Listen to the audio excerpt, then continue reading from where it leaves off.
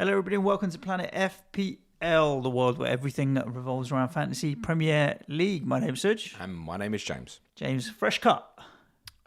Yeah. Just Had a little bit of time that I was unexpected on Friday afternoon, so I went for it. Nice. Yeah. I need to get a little trim later this week, but it's not all about... No, I do it myself. I can't afford to pay a barber, mate.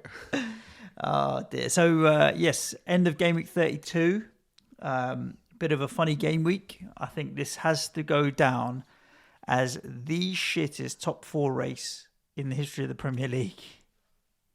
Who gives a fuck? No, fair play, because it's like nobody. It could possibly be. Excuse me about no one wants. What's the lowest points total for fourth? You would know this. We'll piss that.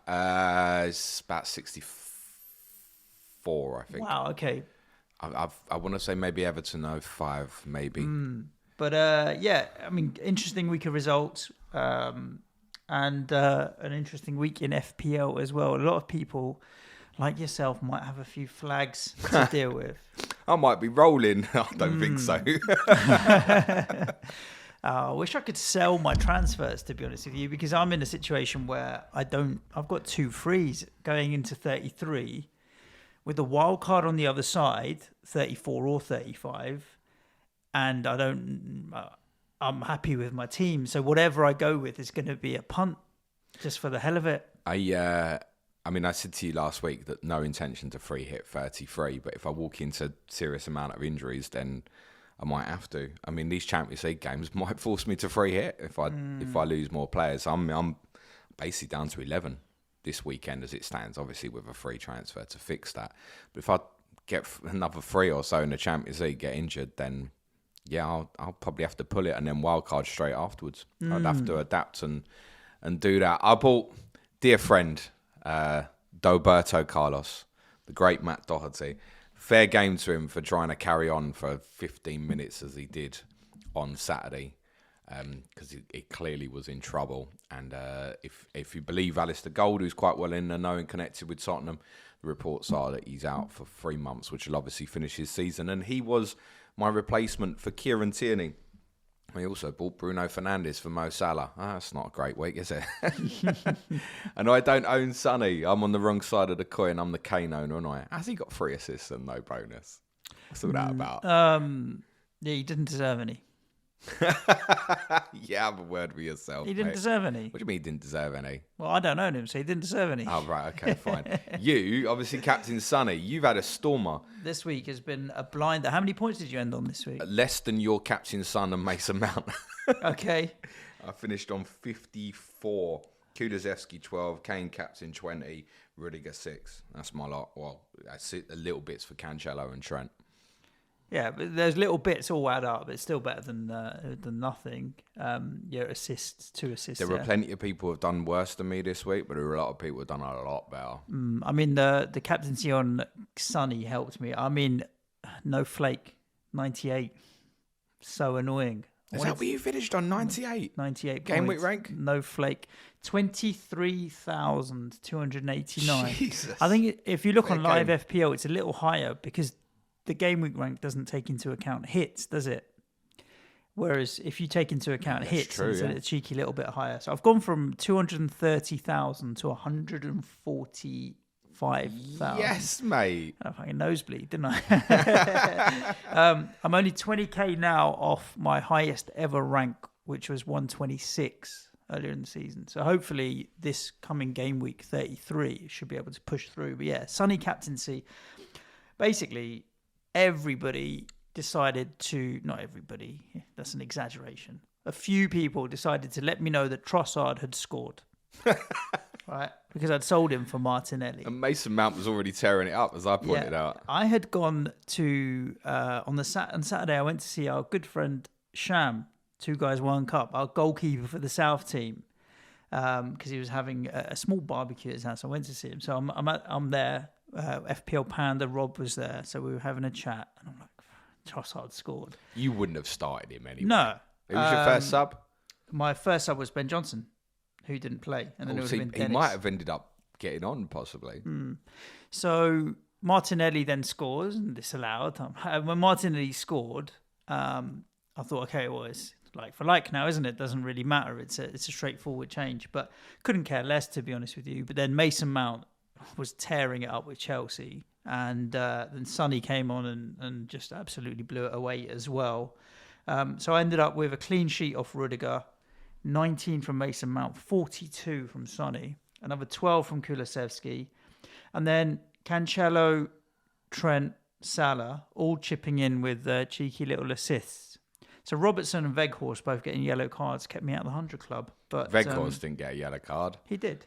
He just walked off the pitch quite early for being shit. It was the week before that he got a yellow card, idiot. So I ended up with 98, but a big rank rise. No, Thing well is, done. now we're in going into this game week. I hadn't saved my changes to my team, but going into this game week with 4 doublers in De Gea, Martinelli, Breuer, Weghorst. But I can't sell my Liverpool players again before United. United just lost to Everton. And Cancelo at Brighton's fine. I'm not selling my 2 Spurs boys, am I? You guys are scoring goals for fun. And Mason Mount can stay in there. First sub's going to be Rudiger. So probably going to be the same, actually. So I've got 2 free transfers though, James. So I'll be lined up De Gea double, Cancelo, Trent, Robbo, 3 of the best defenders in the game. Martinelli's got a double, Son and Kulusevski on fire. Salah, Mason Mount, and then Breuer and Weghorst both have doubles. It might ironically be Robertson that I move on, should I, for a doubler, but I'm not sure which. And maybe Weghorst might just sack it off and be done with it.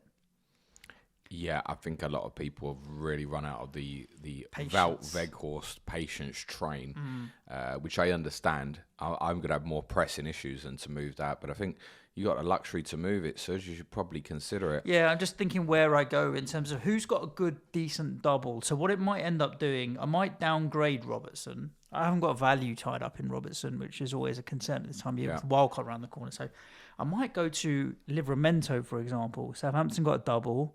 Yeah, and he's cheaper.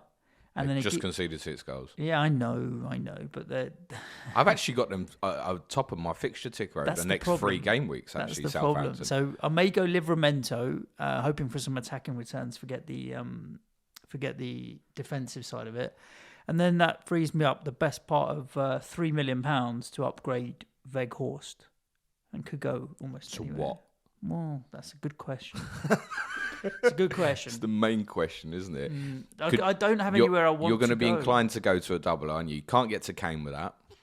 Yeah. You're going to be looking at what? Chris Wood, St. Maximin, Iheanacho, Lacazette. Che Adams. I'm not going to go Lacazette, let's be honest. I'm not buying Lacazette. Well, obviously, Leicester was a consideration, but then I think Lookman's the one doing where? I'm nervous Dewsbury if I Hall. go. Well, that's a cheap option. Why not? FPL, people are going to rave about Dewsbury Hall. He scored a great goal, good, and he did pick up an assist, but he's not going to do it week in, week out. It's just not going to happen. So yes, you can get excited that it's happened in 1 week, but the majority of weeks with Dewsbury Hall is going to be 2s and 3s. The majority is going to be 2s and 3s. Yeah, but then if you go him rather than Maddison or Barnes, it's $3 million to go somewhere else, isn't it? Well, Robertson to, let's say, Livramento. If I ditch Mason Mount, let's say, and go to Dewsbury Hall, gives me enough money to go to Kane on wildcard from Weghorst, for example. All of a sudden, that's something I like. I could even do it as a 3 this week and take a -4. Well, I was going to say, would you consider that going Mount to take the points, run, Mount to Dewsbury Hall, Robertson or Rudiger down to your Livramento, and then you probably can go like Weghorst to Kane. It's worth thinking about. Who would you captain at the moment this week? Oh, You just back Sonny again? No, I think I'd back Salah. Really? Yeah, I don't like Manchester United right now. A lot of people don't. I don't think Manchester United like Manchester United right now. Absolutely not personal, but they're just not good.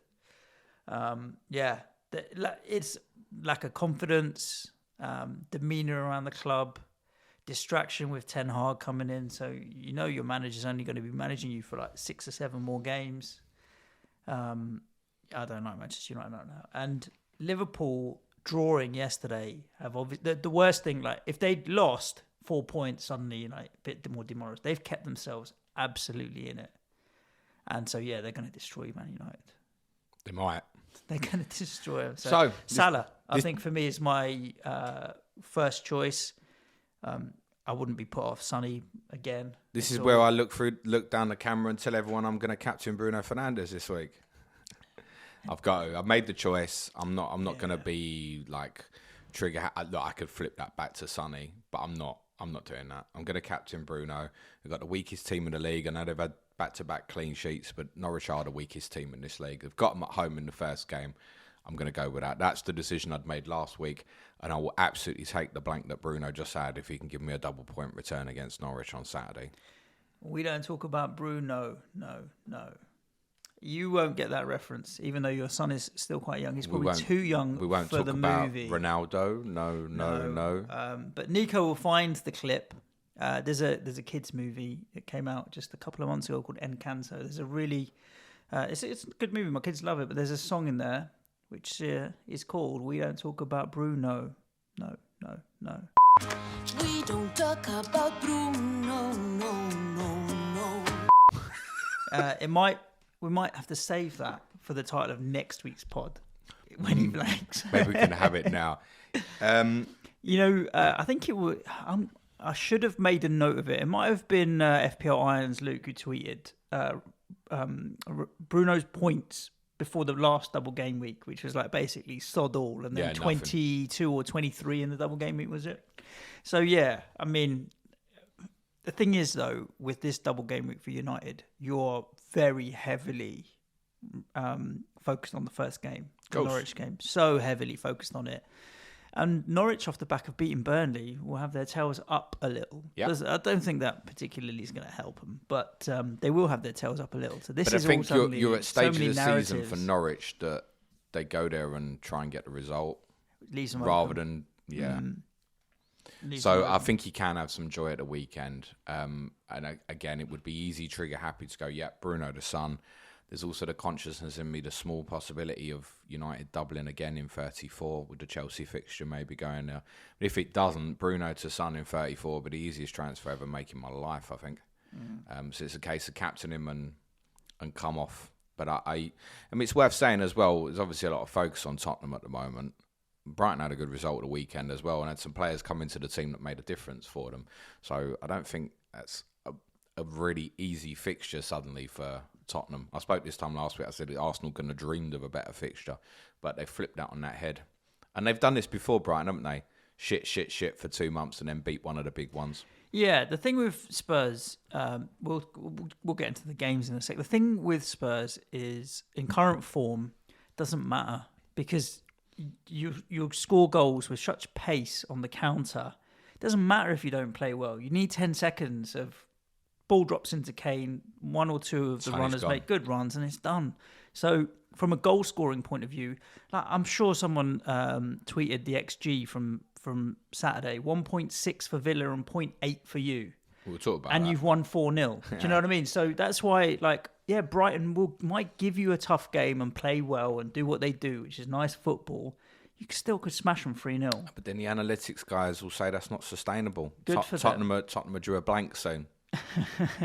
Not on current form, they're not. Reality is, and it's interesting because we sat here last week, we discussed that tweet that Flapjack sent. Like, there's 4 great Tottenham assets. Just get 3 of them and get on with it. Well, now of course, 3. the one that I went without is the one that obviously went biggest, and now there is only 3 to have. But I don't think it's only the only way I could get there is moving Bruno to Son. I can't have that as the right thing to do when they've got Norwich at the weekend, who may now go for it a little bit at Old Trafford. And they've every right to believe they can get a result there at the moment. The only other way I get Son in is by taking a -8. And that would mean sacrificing a Trent or Robertson, making my team look weaker. I'm not doing it. Yeah. No. I'm not doing it for the sake of 1 week. No, understood. So I kind of want something like Bruno to get injured in midweek. Bruno's a serious doubt. Oh, fine, I'll get Sonny in. Yeah. But I don't know what. To be honest, at that stage, I'd probably just captain Sonny again. Oh, well, you don't own Salah anymore, so that makes your decision a bit easier. Me owning Salah, I think I've got to go with Salah with United. You haven't got to do anything. I think captaincy's wide open this week. Yeah, it's a very personal thing. There's plenty. There's people who, like me, have gone Bruno and will be regretting it and going to move on to Son. There'll be people who've got Kane and going to move on to Ronaldo just because it's a double and stuff. I have to say, if I'd gone Son, I would not be moving to Bruno and I would not be moving Kane to Ronaldo. I'd just crack on. But similarly, I've made my decision to go the other way. I'm also just going to crack on. I've got Doherty. I've got Ryan Fraser as well. So the priority is to move something defensively. I think I'm probably going to go Doherty to a Newcastle defender. And I'll wait till later in the week to make that decision. Probably Cher has got the biggest upside. I also think that he's the most likely to get injured in game 1 and not appear in game 2. So I might just go Dan Burn instead. But I'll make that decision later in the week. Almost certain that's what I'm going to do. I could look at Dewsbury Hall as part of a -4, possibly, but I think that probably leaves me benching Kulusevski instead. That just doesn't sound right. Madness. So, yeah, I think that's probably all I'll do. 1 free transfer, Doherty to a Newcastle defender. The other real choice I've got to make this week is De Gea or Dubravka in goal, which I obviously got wrong this week. Started De Gea, didn't I? But I think I'm going to go De Gea again. And also, if I go to Newcastle defensive, then I have still got some coverage of Newcastle defensively then. It wasn't the wrong choice, though, going De Gea. Come on. That was the right decision. I don't know. You reflect on it. We kind of knew Newcastle Wolves was going to be low scoring. And United just can't really be trusted, can they? No. Which contradicts that I'm going to captain Bruno, but fuck it. That's what I'm going to do.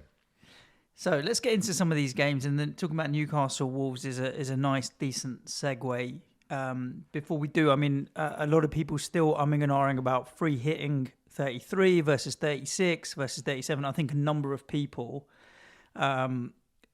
listened to last Friday's pod and were swayed in their decision about what to do, or it gave them clarity in whether or not it's even worth it this week with free hit 33. So in terms of fixtures and when to use chips, if you have chips, I would just signpost you back to last Friday's podcast where we ran through the fixtures and the teams, and it might be like, okay, well, who do you want to go to and not? And that will really help you potentially with that. So I want to free hit in 37, but it's very subject to the Palace-Chelsea result in the Cup, which I obviously can't know going into this week.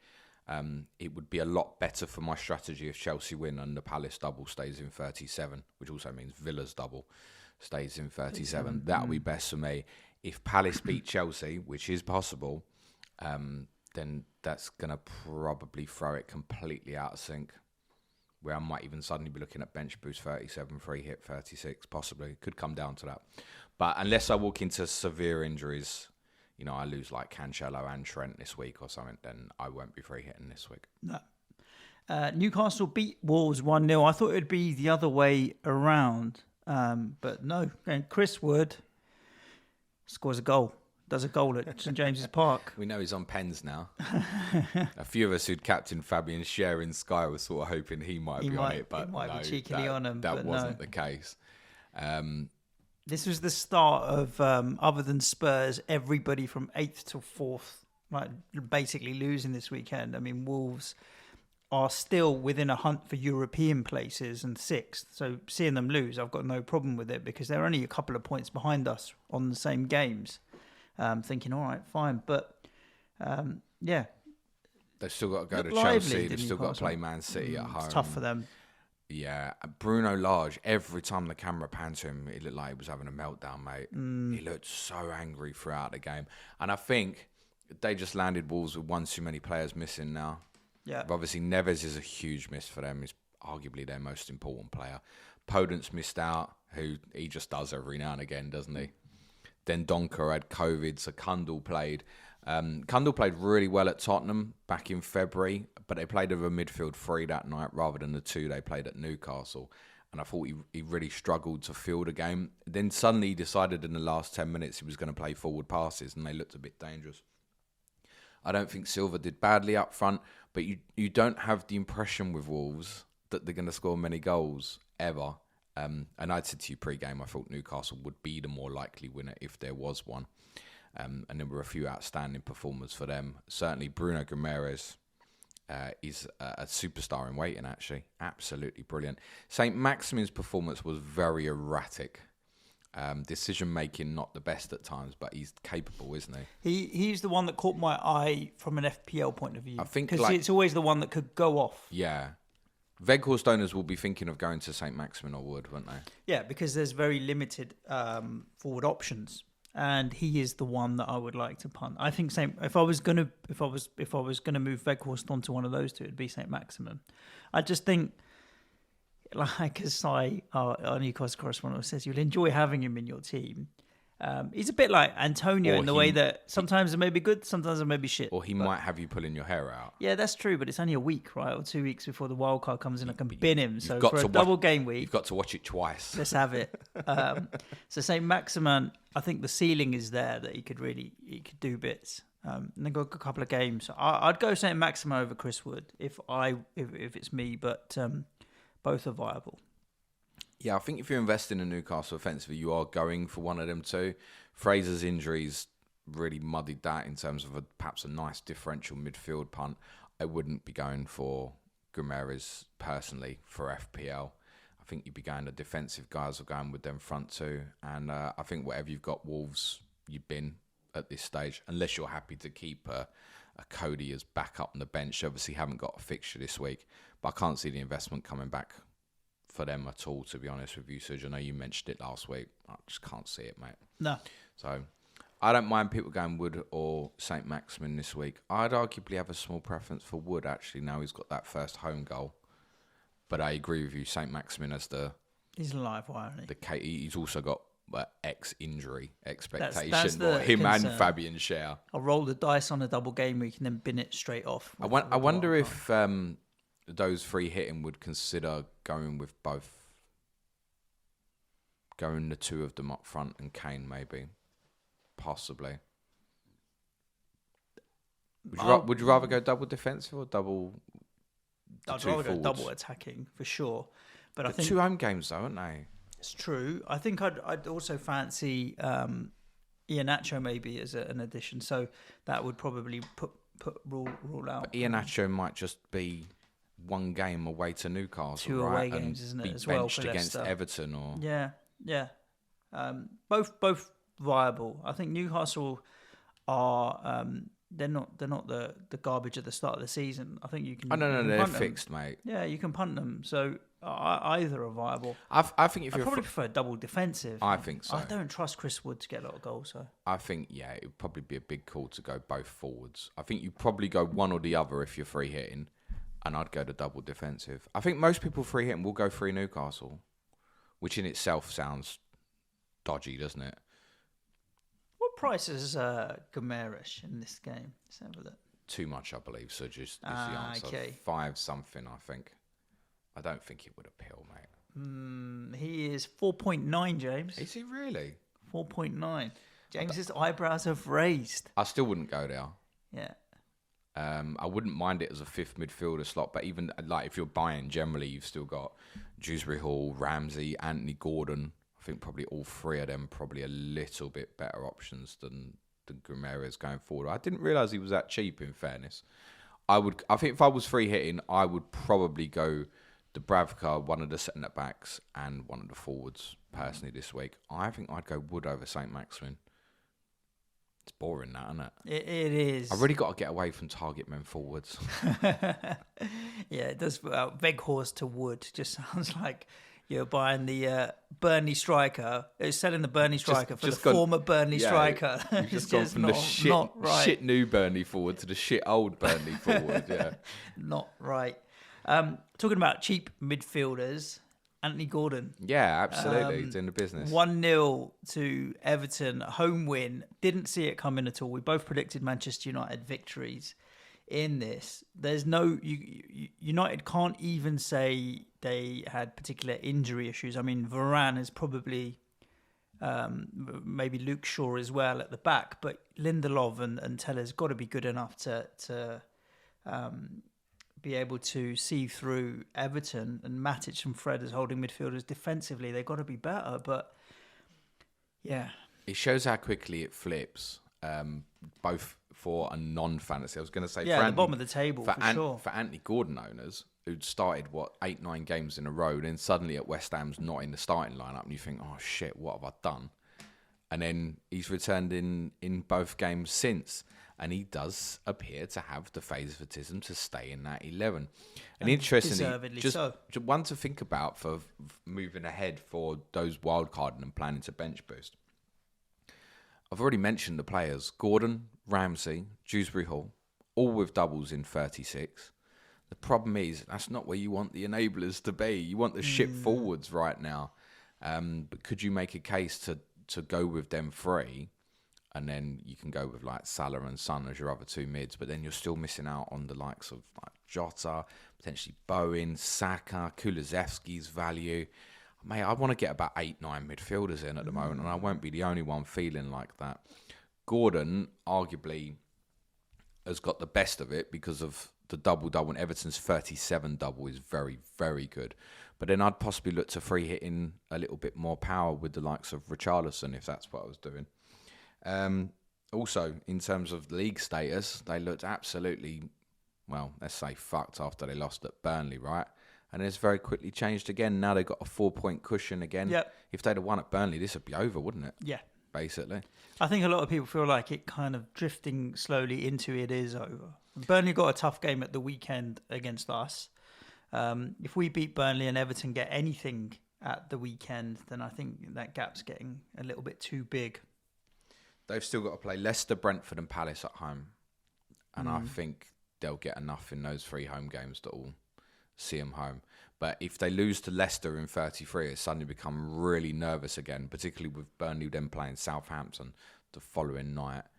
But I think Everton will stay up from here. I do think they've got goals in the team. Calvert-Lewin's not really at it at the moment, but he's obviously been out for so long. I feel like Richarlison is stepping up at the moment.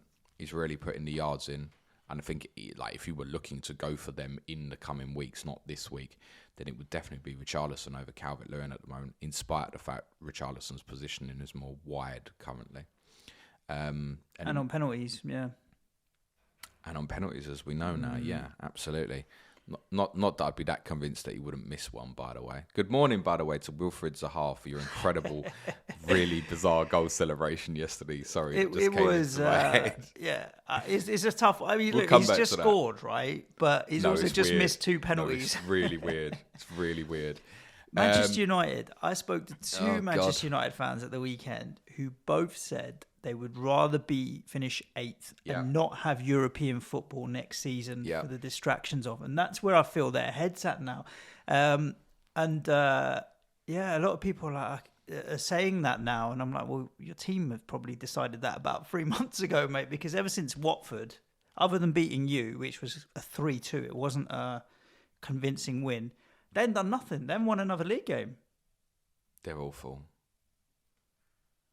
They're done. Like the season for them is petering out into nothing. To be honest, like I got in the boozer Saturday before Spurs played, and one of the first things that got said to me, "Oh, it's a bonus United losing earlier." I was like, I'm really not worried about them. Yeah. To be honest, do you know what? It's gonna take them a while. They're not suddenly going to become title challengers next year, no matter who they appoint, no matter how much money they spend. They've got way too much. That whole team nearly needs replacing by 1 or 2 players, I think. They're in a rut, really, really bad rut. Yes, I'm still going to captain Bruno this week. I'm going for the upside of that at home to Norwich. But in terms of buying new, like honestly, would I move Son to Bruno this week? No. Would I move Kane to Ronaldo this week? No. Would I move to get De Gea in? No, not with Liverpool, the second fixture. I genuinely would not bother with them. If I was free hitting, though, I'd probably go with those 3 players. Arguably. I'd maybe go Alex Telles if I was free hitting. Again, because the potential upside. You have to fancy that they'll get a clean sheet on Saturday, I think.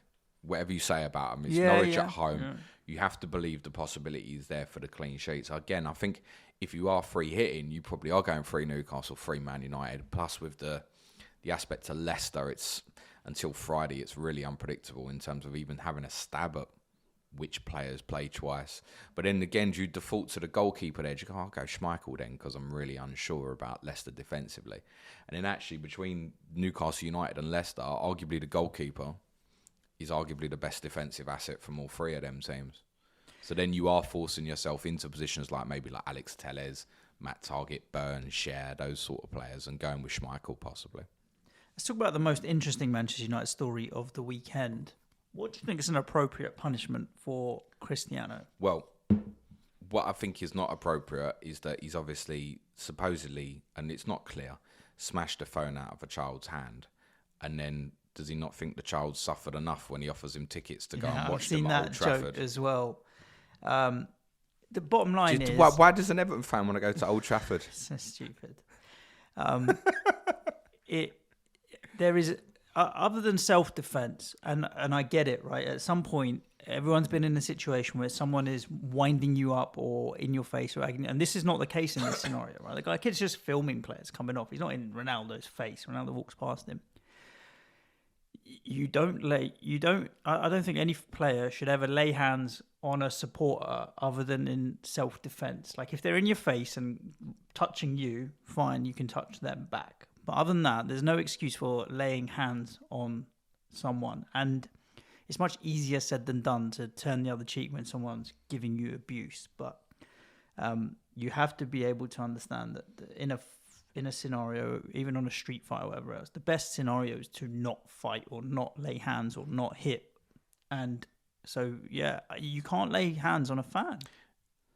Nothing's going to happen. It's a joke. How is it worse? Okay, bad example. Eric Cantona kung fu kicked a fan in the stand. Yeah, that's a much more aggressive act. So yeah, it's like punching someone in the face versus. Does Ronaldo deserve to be banned for 9 months? I don't think that's quite. But he definitely deserves I think he deserves a 3-game ban. A 3-game ban. I'd be surprised. A 3-game ban. Players cannot lay hands on fans. Simple. Unless it's in a self-defense and they're in your face and they're trying to get it up in you. But for all we Other know, than that, players cannot lay hands on fans. Because there isn't a physical 100%, and it's fairly obvious that he probably does, and there's obviously police there who have seen it, whether he does or doesn't. I think it looks like he slaps down the phone. So he's not necessarily made any physical contact with the human. I'm not excusing it in any way. I'm just saying that potentially he's made no physical contact with the human. Like, if the phone's out in front and he's just slammed the phone. Right. So all we know is the phone's being held out and it's kind of blocking his path. We don't know. You can't see it conclusively. What if it was a woman holding her handbag, just takes her handbag and chucks it on the floor, for example?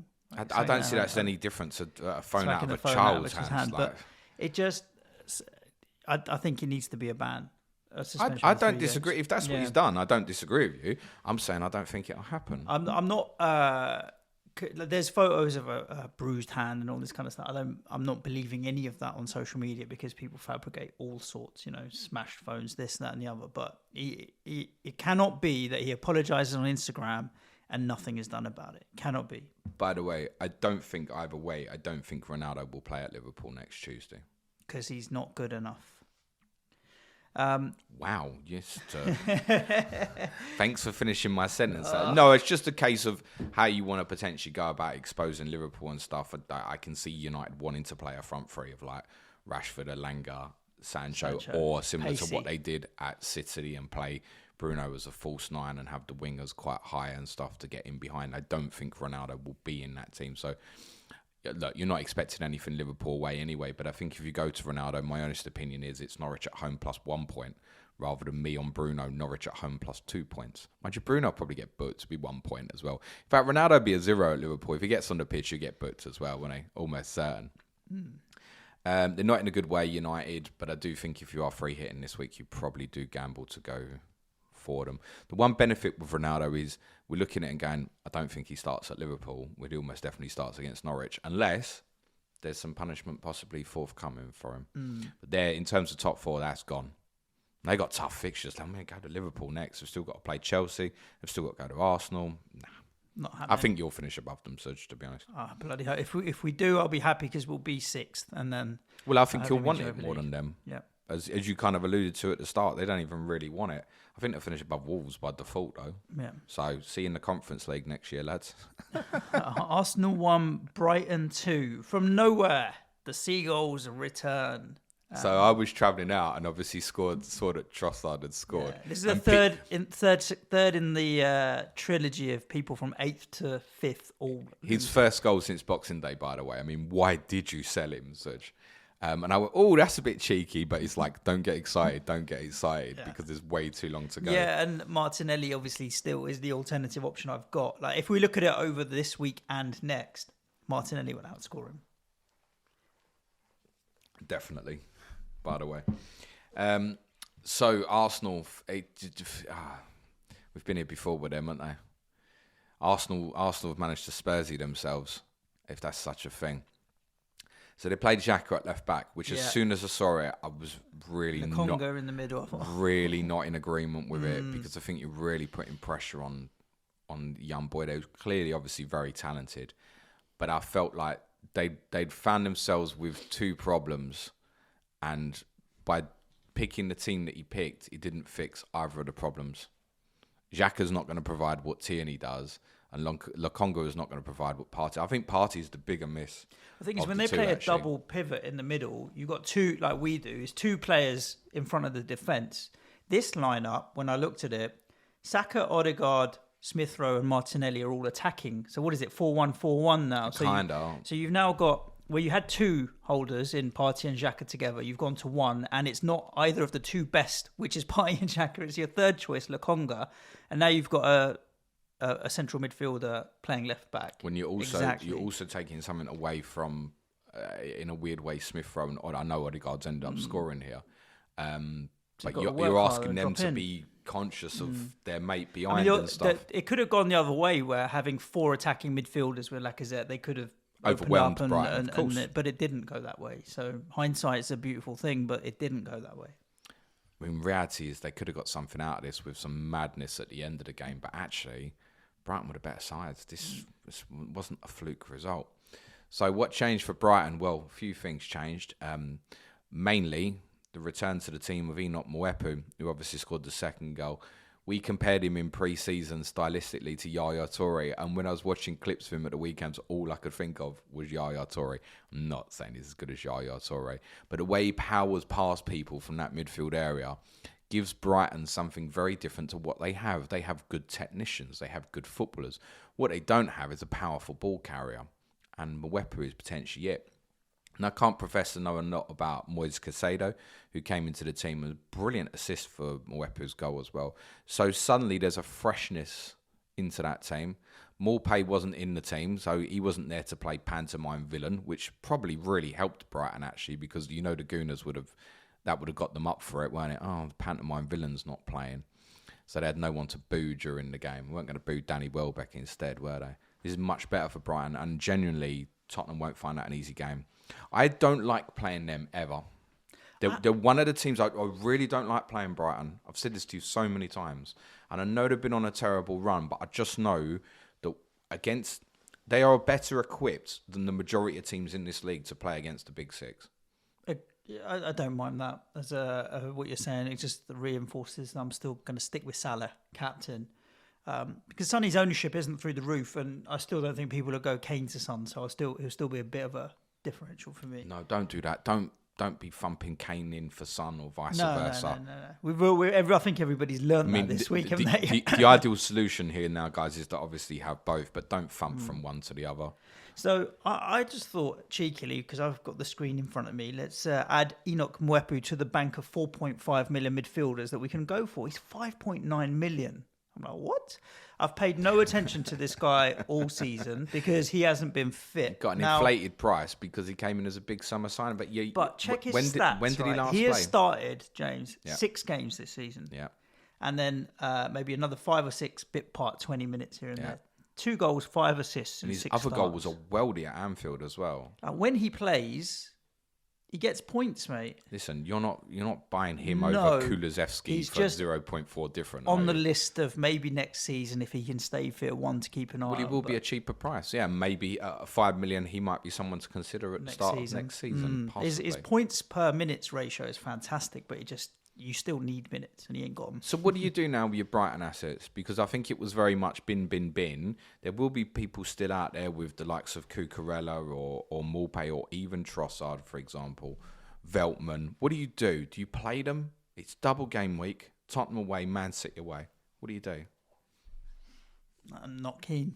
Would you rather have Maupay this week or Weghorst? Weghorst. Burnley have got something to play for. I really thought you'd hesitate more there. Nah, Burnley have got more riding on it. They need to get some results after losing the weekend. So I think I still prefer picking players from teams that have got something to go for. Weghorst is still first choice, even though he hasn't scored in a little while. I think Weghorst is still first choice ahead of Rodriguez or Vidra or whoever else they decide to whack in. So I think I'd still go Weghorst over Maupay.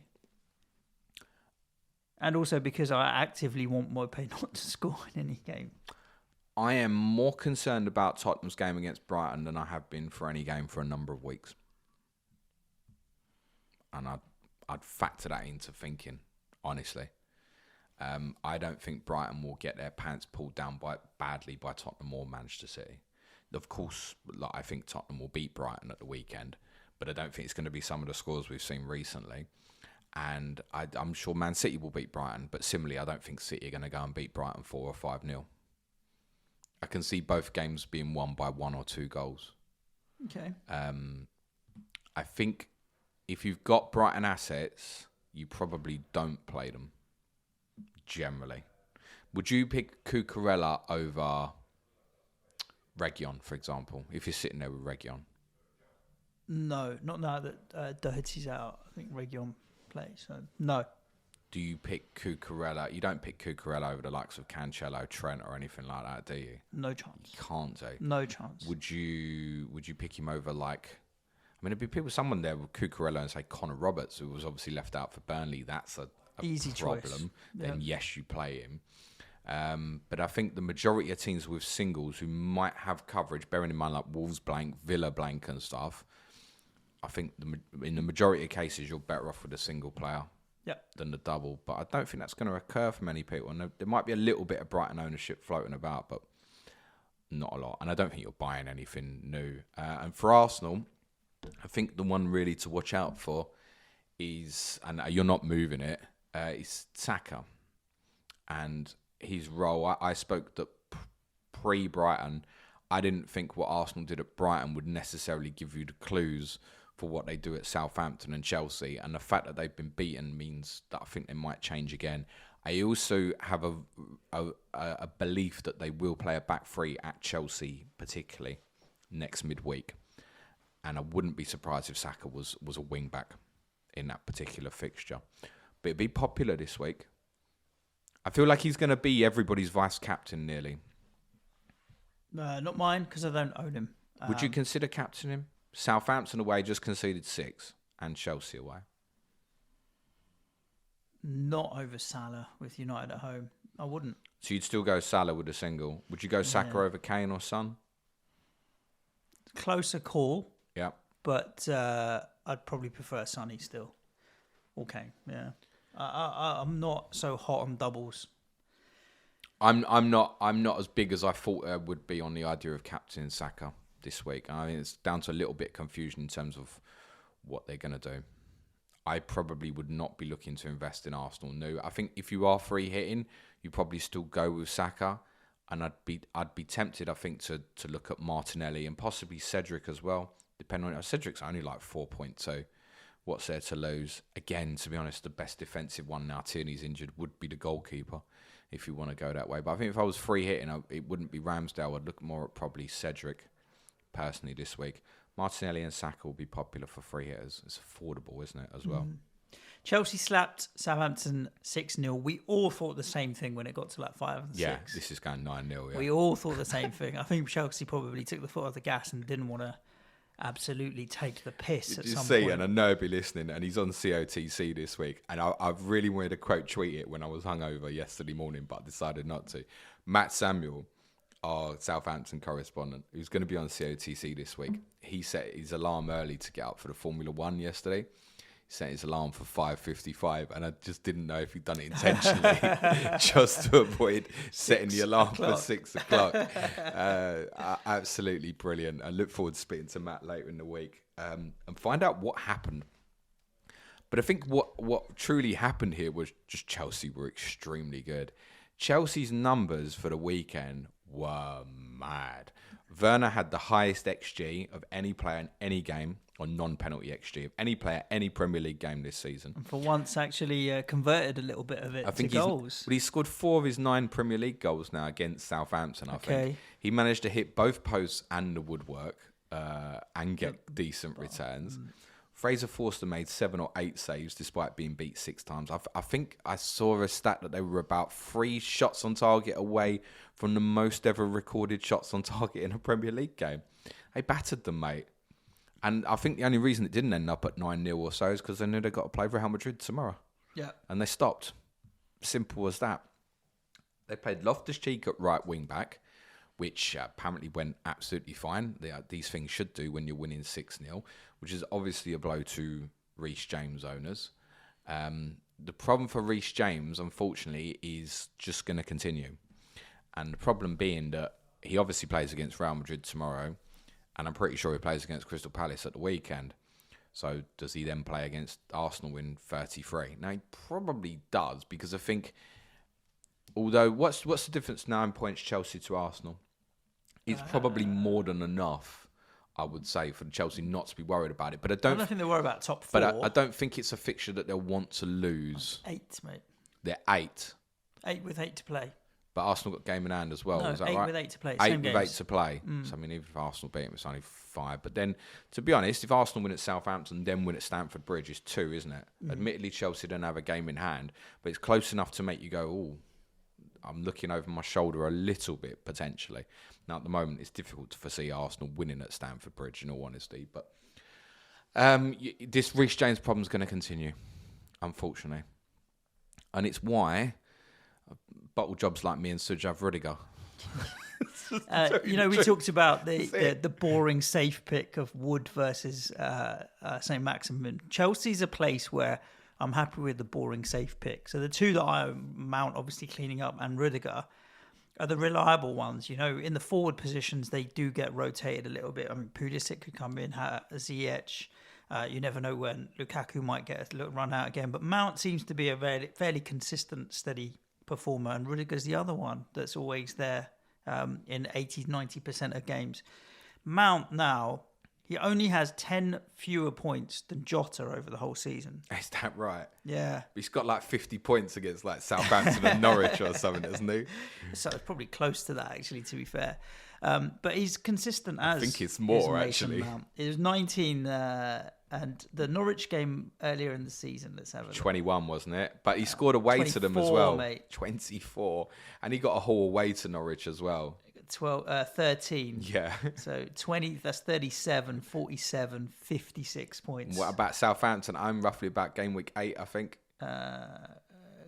7. There's only a 1 point now. 1 point now. Yeah. Oh, he only played 25 minutes. That'll be the reason why. Yeah, but Mount is so consistent because we are getting to the point post 34-35 where, okay, they've got Arsenal and then West Ham, 2 trickier fixtures. You can put off steaming in, but after that, you want them.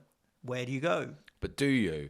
So I think the best thing for Chelsea from a fantasy perspective is if they lose to Real Madrid and lose to Crystal Palace. Well, they're just go, right, almost, it's league left. Almost out of the Champions League, let's be honest. 3-1 down to Real Madrid. Thomas Tuchel said it was over, but they showed at the weekend what they're capable of, right? It's not over. It's not over, you're right, no but it's unlikely, now. Let's be honest. Listen, if Chelsea score first, there's 1 goal in it from extra time. And no, I would... Look, it's highly likely that Chelsea obviously go out, but I would not say that's over at all. Real Madrid a few years ago won 3-0 away to Juventus, and then Juventus nearly took it to extra time at the Bernabeu, despite a late penalty. Other than a late penalty for Madrid, it would have been, and that was dubious, by the way. That's when Buffon lost his shit, wasn't it? I don't have the comfortable or the clarity to know where I'm at with Chelsea in terms of their priorities, particularly if they go through in these cup games. I mean, take even, let's say they beat Palace, which they're likely to do. They'll be favourites, obviously. We don't know where the United fixture goes. Could it get brought forward to 34? Do they give a shit about it, even if it does? If it's 37, and then they have to play United on the Tuesday and Leicester on the Thursday, I mean, what good is that? No. I'd arguably free hit with none of them. Unless Kepa played the cup final, I think Mendy's playing twice, so I'll definitely go Edward Mendy on a free hit.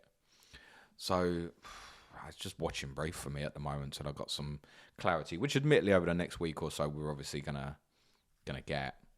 But I wouldn't be buying Reece James this week personally. For those who've got it, I would not be selling. You made your bed and you're lying it. You know what it's like with Reece James? It's 1 point or 18 points, right? Keep him. Watford 0, Leeds 3. Are you keeping Breuer? Yes. I mean, he didn't play at the weekend, obviously. Obviously, he can't, but it's a double. Do you look at anything else, Southampton? Livramento. I mean, Arsenal at home and Burnley away it's not bad. Yeah, Livramento as a cheap defender. JWP. Solid He's as. Consistent. Would you consider him on a free hit? Yeah, free hit all day long. I'd consider JWP, Livramento and Breuer would be the three. Would you go Adams over Breuer? No. If the money didn't matter? No. Really? I think you would. Che Adams over Breuer? Yeah. Why? Breuer's just as deadly. Hold on, you're like Breuer the points dodger. He is, but he's had a rest this week.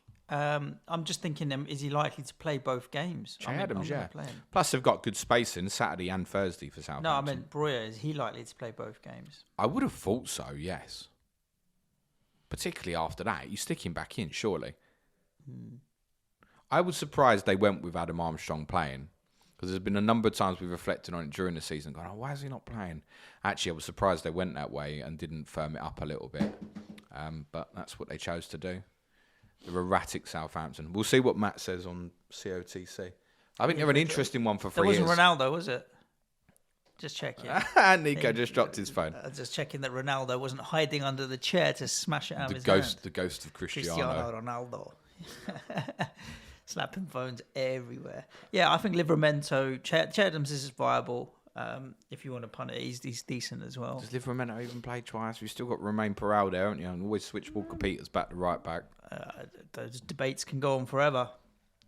Leeds 3. Well, Watford 0, Leeds 3. Watford now have a 6-point deficit over Everton with 6 to play. They've only 1 point ahead of Norwich. We were saying Norwich had done, so are Watford done? Well, we didn't think that it would go this way necessarily. No, I fancied them at the weekend. They've still got decent home games, but then they've been slapped here 3-0. So Rafinha on the score sheet again. He's Mr. Consistent. Cucho off injured. Yeah, so... When are we going to learn about these Watford forwards? Yeah, I've still got Dennis in my squad. He's sitting there as like third sub as a non... What have they got this week? Not even interested. Let's have a look.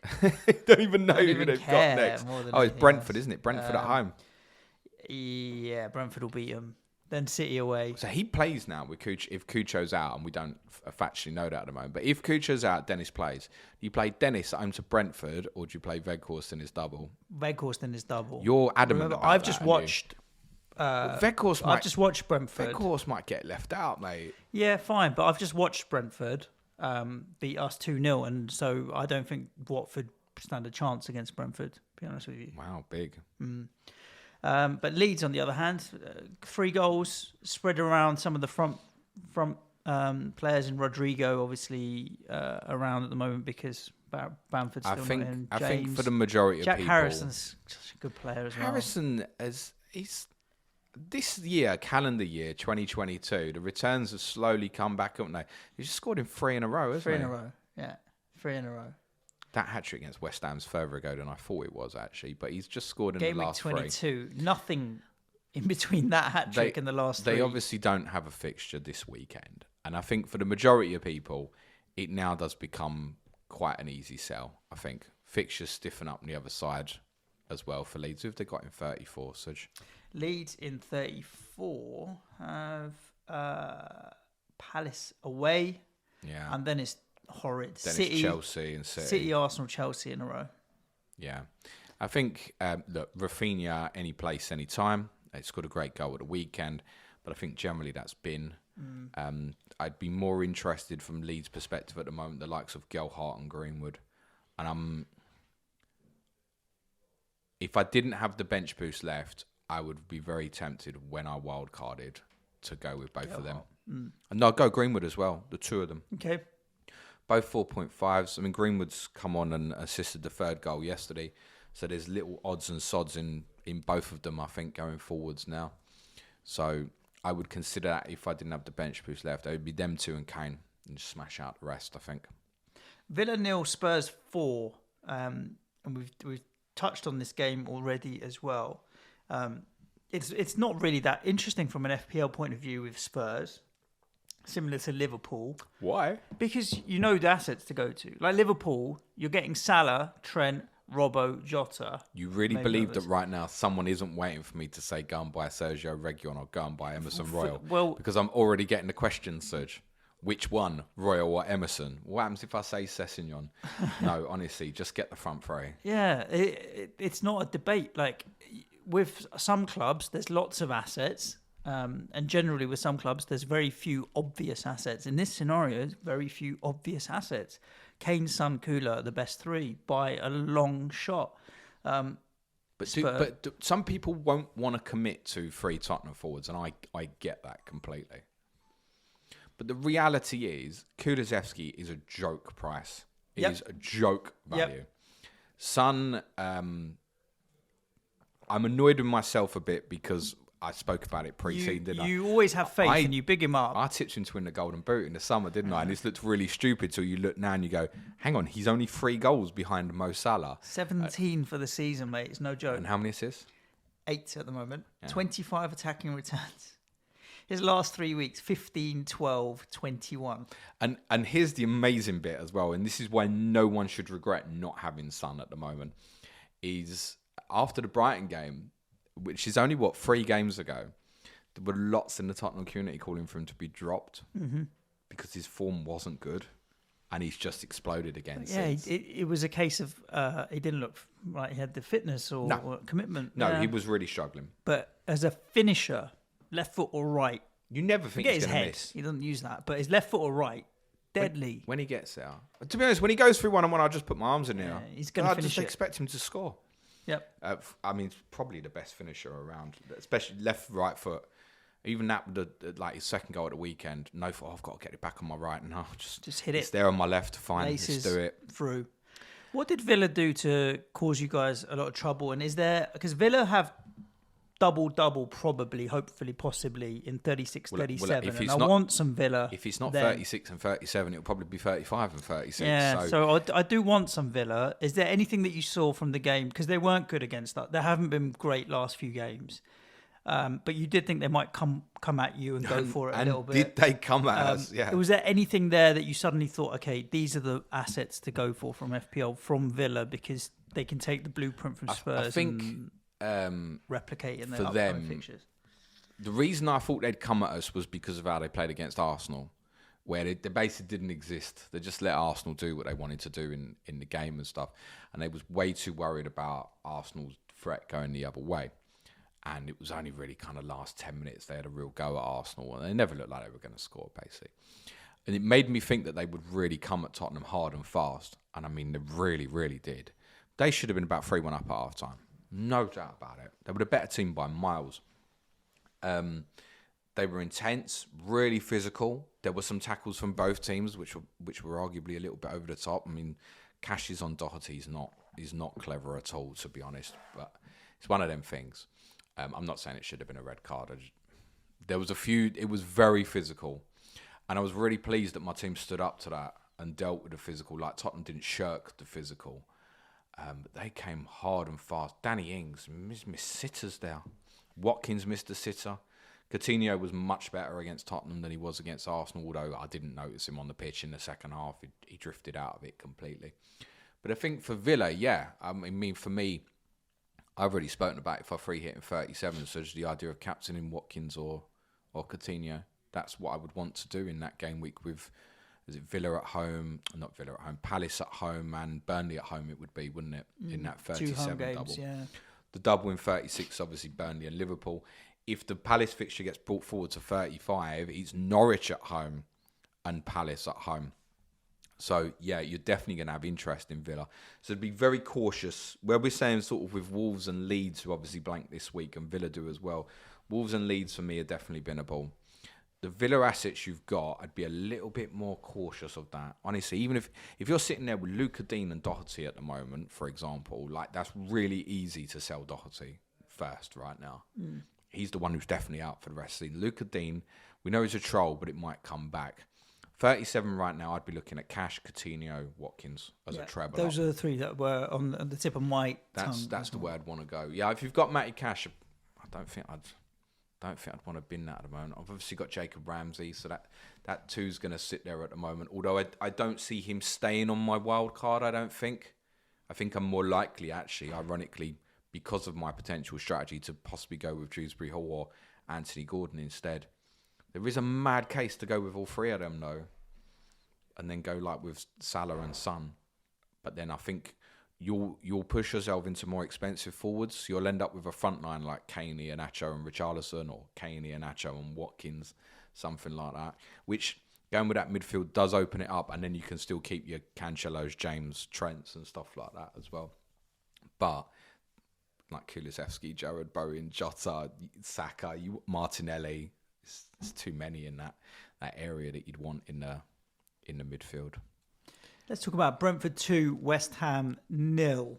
I don't need to speak about Tottenham anymore, do I? No, doing bits all over the place. Scoring goals is the most important thing in football. From the second goal onwards, devastating. Yeah.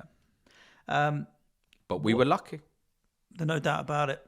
It changes the complexion of games if you concede first or a down and a chasing. Oh, shout out for Hugo, by the way. They made some good saves. Yeah. I've been through this 100 times. Oh, Hugo. Listen, Hugo's a boss, mate. Brentford 2, West Ham 0. Could easily have been 3 or 4. I didn't see West Ham scoring all game. And Brentford were so good. I think for a team that, if we talk about beach teams, Brentford don't have much to play for now other than pride, and yet their intensity and what have you is really good. I think Eriksson, Visser, Mbomo, Tony, all of them were all, even Janel, the five of them just gave us so many problems throughout the entire game. West Ham looked just like a ghost team. Awful. I watched awful. I watched the second half last night of this, and they were miles better than you. It was awful. There was just a nothing. There was nothing in the performance that I can look at and be like, all right, he played all right, or at least we tried to do this. I don't know. I don't want to criticise Moyes because he's done so well since he's come in. But this whole same team, week in, week out, same system, week in, week out, stubbornness might end up... You say same system, but then he changed it at Tottenham and it didn't work. No, I get that. That's true. But generally, 99% of the time, same team, same system, and same personnel. If we're going to play with that little energy, and we've got such a big game on Thursday, just give the likes of Vlasic and a few other players a run out. But he didn't. And it's mental fatigue is where you're at here. It was a horrible game. It was just nothingness in it. I mean, put West Ham aside, right? Because everything's about Thursday now, and we'll, depending on what happens on Thursday, we'll make decisions around whether or not we're going into West Ham assets. Still, Bowen's the only really one you want, and if you flush with cash and fancy Creswell, set pieces are still there. Brentford, on the other hand, as good as they were, I can't see myself buying any. No. But I could see people holding on to them. Oh yeah, Tony and Bomo. If you really gambled on Eriksson, all okay. If we've spoken about the problem with the double forwards for this week, right? If you've got Tony, away to Watford. Yeah. You ain't moving to any of them doublers, are you? No. And he's in form. And shout out to Tom Med, who said, I thought they would stay with the back five personally, because I thought it worked so well at Chelsea. He was adamant that they'd move back to the back four, and they did. And the back four is so much better for Tony. It felt like there were just players close to him and around him, and he could do all of his work in and around the box rather than being so deep. Rather than trying to act like Harry Kane, yeah. No, exactly that. And he could have scored more. Brentford are in good form at the moment off the back of beating Chelsea and West Ham. 2 back-to-back wins against Chelsea, West Ham, regardless of the form of those two clubs, is a great couple of fixtures. I can't see myself buying any. There's just better assets elsewhere. Do you think Boma's a bit too much? Do you think they'll win at Watford at the weekend? Yeah. If they play like they did against us, to be honest, on what I saw of that game last night, if they play like they did against us, it'll be a 2-3-0 comfortable. Eriksson pulling the strings. So, Rico Henry bombing down the left. Saturday worth considering on a free hit. Is that mental? No, it's not mental at all. I think they could beat Watford comfortably, 2-3-0 at the weekend. I'm not in disagreement at all. Rico Henry bombing down the left's decent. Eriksen's pulling the street. Some of his set piece delivery. I mean, he's just a magician on the ball. And Bomo, he's only scored 4 goals this year, 2 of them against us, bastard. But he's lively, right? He loves hitting the post. He gets shots in and about, and he's got the bit between his teeth. All decent if you fancy it. So it's not the worst punt, mainly also because of the opposition being Watford and not good. And a note of caution here on seriousness. Tottenham play Brighton this weekend, and afterwards they go to Brentford. And they're in form right now, aren't they? Tottenham are not going to find it easy at Brentford. Give you a tough game. I'm well aware. They will give you a tough So, game. although we're joking, and listen, us Tottenham fans can obviously sit here and be happy this morning. Like, anyone thinks top 4's done, I'm telling you it's not. I think these next 2 are difficult for Tottenham, and you should bear that in mind in your thinking. I think for Tony owners, and there's quite a few, particularly those who didn't free hit in 30, have ended up going down this route where he's ended up staying for them.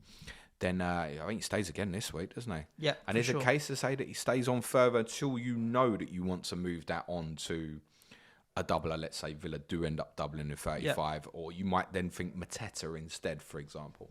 I think Tony stays, and I think like if you've got the likes of Raya this week, or Henry, or if there's a few gone for Eriksen and Bumo, they're fine this week. There's another one to add on to the case of, do I want to get rid of their players this week? We've focused a lot on, do you want to get rid of City, Tottenham, Liverpool this week with their single fixtures? Do you want to get rid of them Brentford guys this week? I'm not sure that you do. I wouldn't, if I had to put it that way. Bowen. Burnley at home Sunday. Would you want him in a free hit?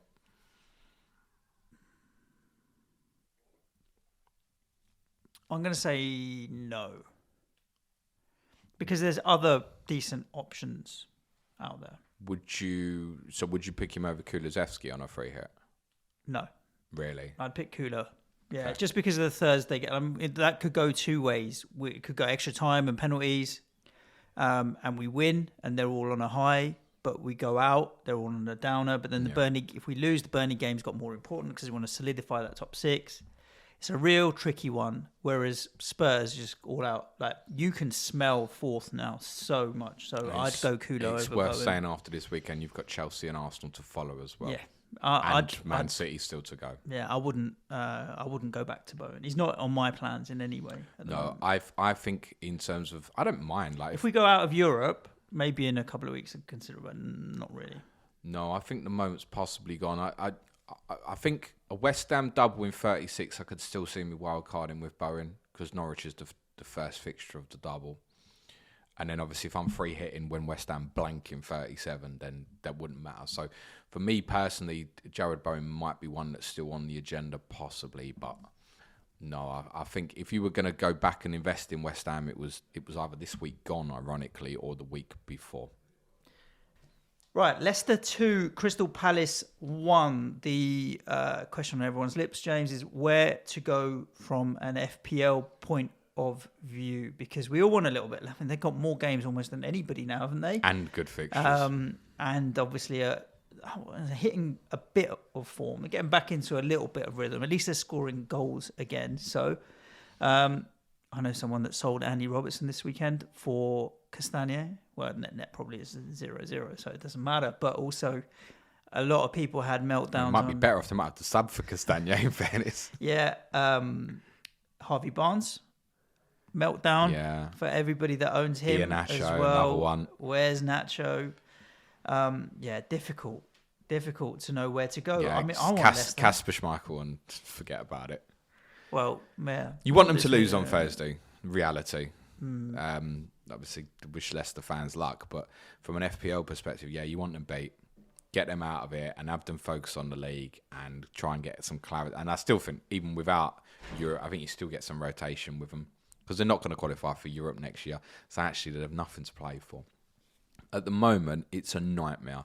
It's a nightmare because of how many players have got back fit. We're suddenly in a position where we could name a Leicester 11 that are not starting football matches. And there's been times we've looked at them this season and gone, who's out on the bench?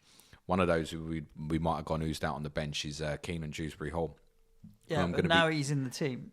Well, he's playing nearly every game. He's the one that bizarrely you just keep looking at and going, he's playing every, and he's also his position's getting higher.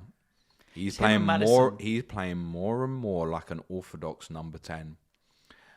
Technically brilliant. I didn't watch a lot of this game yesterday, but I do intend to watch it back later this week.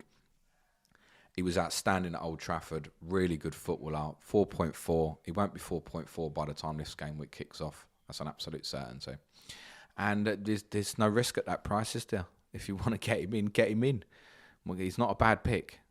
I don't think, like, I've considered is he worth taking a hit for this week, because it may then enable me something for the week after. And I don't think the answer to that is correct. I think I can still go and buy him at 4.5 or 4.6 for wildcard should I want to do so. Those without the chips, it is impossible to get Leicester out your mind. You got good fixture double this week. So it's what, Newcastle away, Everton away. It's fine as a double.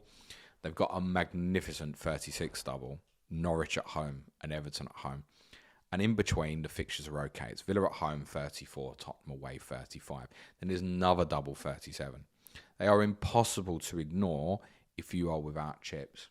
Honestly, I'd start with Kasper Schmeichel. I'd strongly consider that. And then give yourself more time for the others. I can't give you an answer till we get past Thursday. None whatsoever. I can't foresee that Leicester don't pick their strongest team on Thursday. And so, but what is their strongest team? Is it now Barnes presumably comes back in? I presume Iheanacho comes in. I'd say Fofana and Evans definitely the centre-backs. Left back, right backs, toss a coin. Toss a coin. Which, again, it makes Dewsbury Hall kind of really attractive because you go, well, that's low risk. Can he, for 3 million less than Barnes or Maddison, we're not expecting him to match them, can he get near them and that 3 million elsewhere allows you something else? I think it's a consideration. I think come Friday, there'll be a real movement to captain one of the Leicester players, be it Barnes or Maddison. I don't know which one yet. I think those with Harvey Barnes are probably going to pull the trigger. And right now, they're probably justifying it on the fact that he's not started yesterday.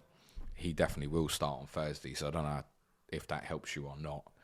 Barnes and Maddison are the two that obviously have the explosiveness. Arguably, they're the best captaincy options from the doublers this week, arguably. I'm not going there. No, agreed. I didn't realise Kasper Schmeichel's down to 4.8, so he is cheaper than De Gea, Ramsdale, and some of these other goalkeepers by a couple of points as well. I think by default, he's going to end the season as one of the most owned goalkeepers. Yeah, just volume of fixtures makes it worthwhile. I mean, to be honest, for me, if he's fit, he's almost a certainty for a wild card. Yeah. Because I know he's going to play twice. Yep. Agreed. Even Danny Ward, the backup keeper's not fit at the moment. Like, in his case, I don't think there's a, if they stay in Europe, they'll go, oh, we'll rest him. I don't see that happening at the moment. I'm sure it probably will now. Jakupovic, the former Hull goalkeeper, is what you're looking at, isn't it? So just the understudy goalkeeper at the moment. He won't get any minutes. Nah.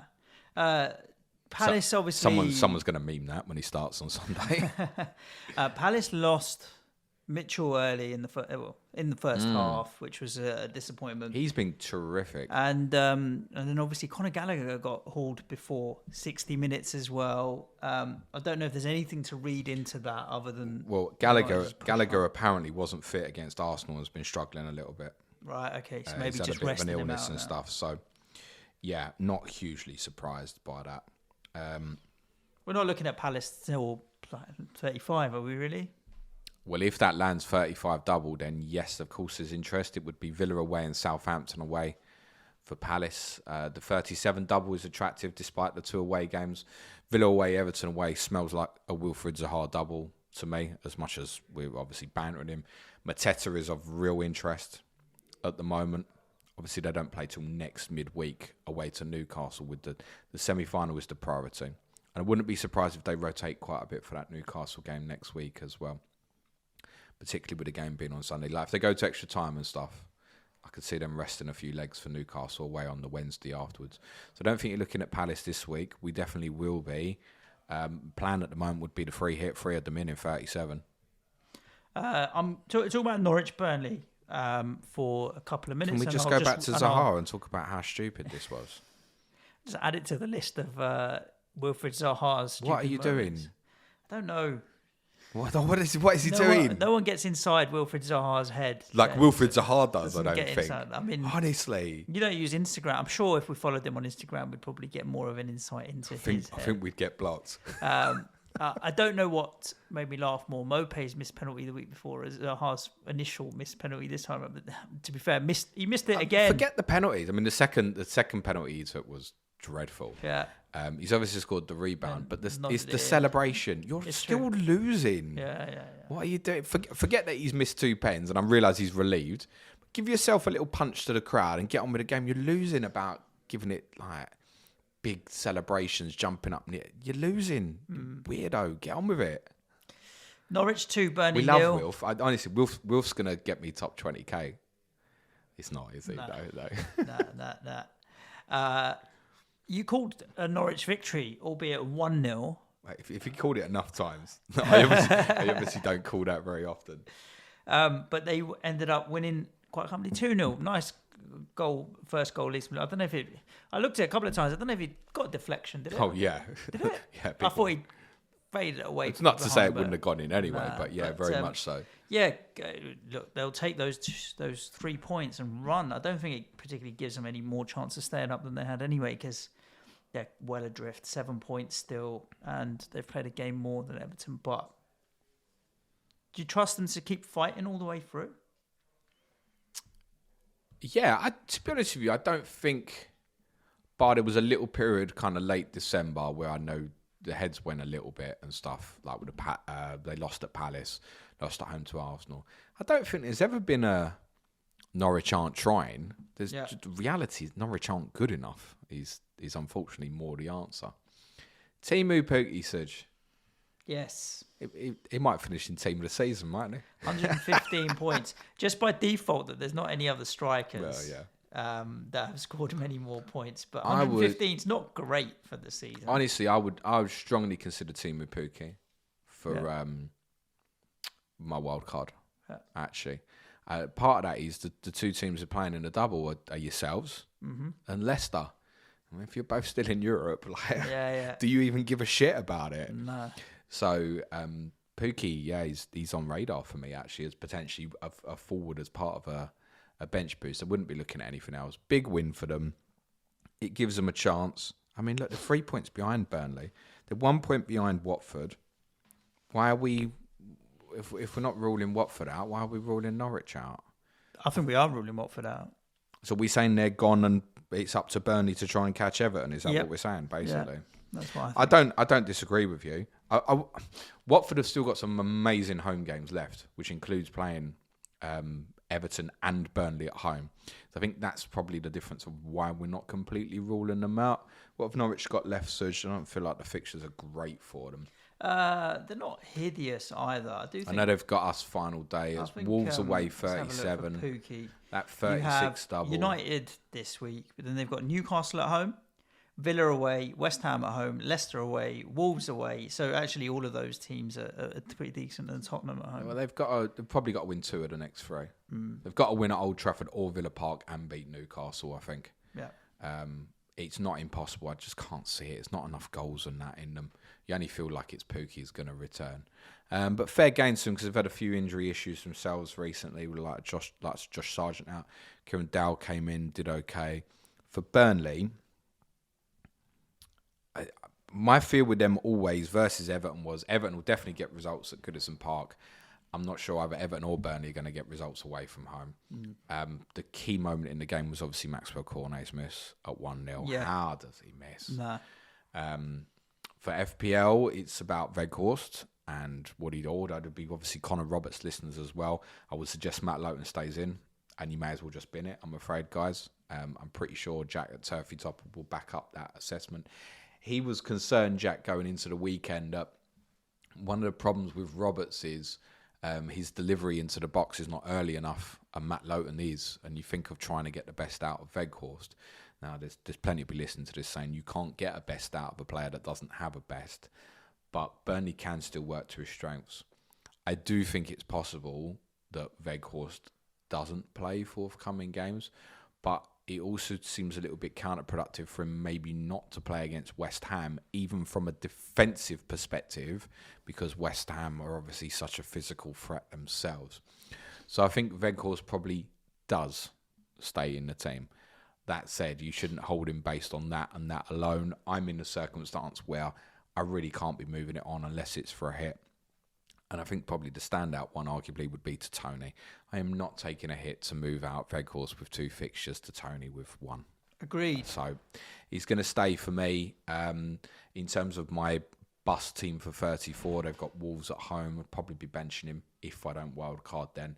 And then obviously he's not hanging about after that.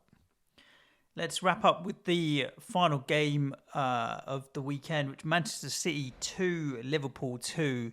A draw predicted by many. I thought City might end up winning. I thought it was good for a City win as well, because City should have won. They did have the better. They seem to have that intensity. They went into the game with just that little bit more intensity, and I think Liverpool maybe felt a bit nervous. Yeah, almost. spot on. Exactly what I was going to say. And Mahrez had such a great chance at the end to put it away. They had other chances before that, and you're thinking they'll probably see it as 2 points dropped, whereas Liverpool will go away from the Etihad thinking, right, we're still in the title race here. There was a big debate about whether you should play your FPL assets. Now, Salah, Cancelo, Trent, probably the 3 highest owned, all picked up assists. Robertson the next, who got a 0 pointer, but so be it. My ultimate question here is, what does Kevin De Bruyne have to do to get into our FPL teams? Because guy's a beast. His output is as good as Son or Salah or whatever else when he's on a roll. But I just feel like there's no way of squeezing him in. People want Salah and Son and Kane, and KDB's just a non-consideration. Yet we all want City assets. We know they're the best attacking team, well, one of the 2 best attacking teams, Liverpool fans might argue. He's the most reliable out of all of them and probably has the best output out of all of them. So we discussed this after they beat Manchester United 4-1, looking at KDB's returns in home games. And I'm going to do it again because that's going back 3-4 weeks or so. So going back to when they beat Leeds, Gameweek 17, KDB's returns in home games, 16, 7, 11, 11, 2, 18, 9. 3 of Manchester City's next 4 home games, are at home. And they are certainly not fixtures to be feared when they are Brighton, Watford and Newcastle. But you got Champions League. That's the big. You got the FA Cup semi-final. Big thing sitting on one shoulder saying, but they're going to prioritise the Champions League. The one up. I mean, I've seen people say, is it dangerous to go without KDB on free hit this week? But then I've seen other people say, I'm going to free hit this week because I can't get Heung-Min Son unless I free hit. And then obviously when I wildcard in 34, I can get Heung-Min Son. So again, what are you doing? You're sitting there saying you probably captain Salah this week. But you're not working in Salah, KDB and Son, are you? No. That's not happening. How are you doing that? You're definitely going no Kane. You're definitely not going with the premium defenders if you go down that route. It's too much. Gordon, Dewsbury Hall. But then there is a case, and I would not move Salah to Son or KDB this week, or any combination of moving one of those players to another. I wouldn't do that this week. But if there's a way of working it, in fact, let me ask you a different question there. If you were free hitting this week, which one of the 3 do you go for? If you went with one, Salah. I would go with Son. Yeah, I think Salah. Home game as well. United are worse than Brighton as the fixture, so I think I'd still go Salah. I'd go with Son of the 3. If you said it's got to be one on a free hit, I'd go with Sonny this week. I mean, he is cheaper. There's a big difference of nearly 3 million. Well, yeah, you have to factor that in. You're 2 million cheaper than Mo Salah. He's not cheaper than KDB now, is he? What price KDB? 11.8. 11.8. Bloody hell. It's a lot of money, but he's so good. Yeah, and big game Kev, and we're in big game season here, by the way. So, yeah, look, if people can work Kevin De Bruyne into their system, I don't mind it. I think if you do it, you're possibly deciding to go without Mo Salah now. Or Kane. I still think it's difficult to get all 3 in. I'm sure someone can do it, obviously. And yes, of course, if you go with, Tony, Gelhardt and Greenwood up front, for example, the Leeds one, obviously, then yeah, you can make it work. But it's really difficult.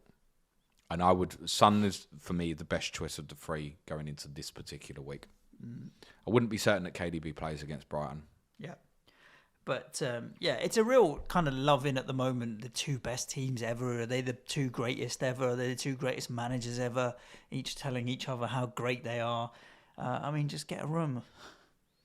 A little, but then I think the game's changed, isn't it? A lot of people keep throwing up the Arsenal-United games, which did feel like wars. Yeah. But then I think everything's a bit different now. Sorry to the City listeners, but listening on the TV yesterday and I had the volume smashed out and I think the atmosphere here sounds pathetic, to be honest. I think this is so big. And I've been at the Etihad when it has been rocking Champions League quarter-final and I thought, wow, this is louder than I expected. Maybe they felt the nerves and the tension yesterday as well. It's normal. Perhaps the chaoticness of the game, because it did feel like that at certain times.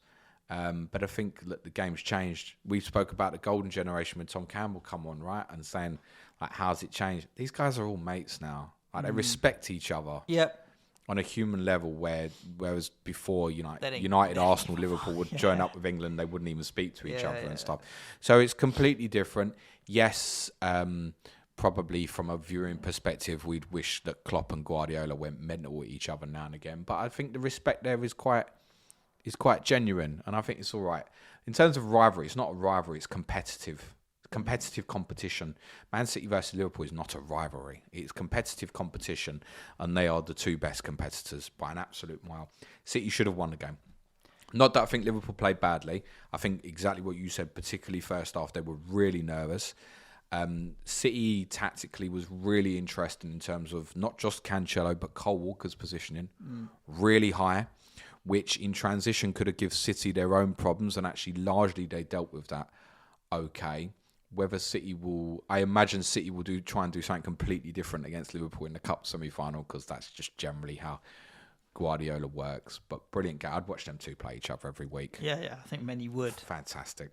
I think that's what you lot are trying to do with your top six Super League, just play each other all the time. But these two, they'll be worth it. Liverpool, FPL, just a quick one. So I'm a Trent Robbo Salah at the moment. You obviously went with that Salah. A number of questions on Twitter that have come in about Jota, who's obviously popped up and scored and is back. And that period where he was out with injury, everyone moved away.